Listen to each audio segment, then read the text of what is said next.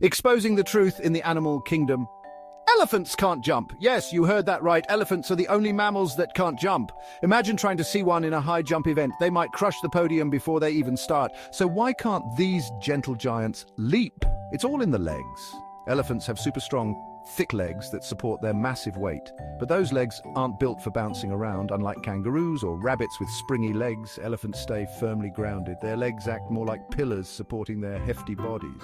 But hey, who needs to jump when you can use that trunk to grab snacks from the highest branches, right? So next time you see an elephant, just remember, they're not lazy.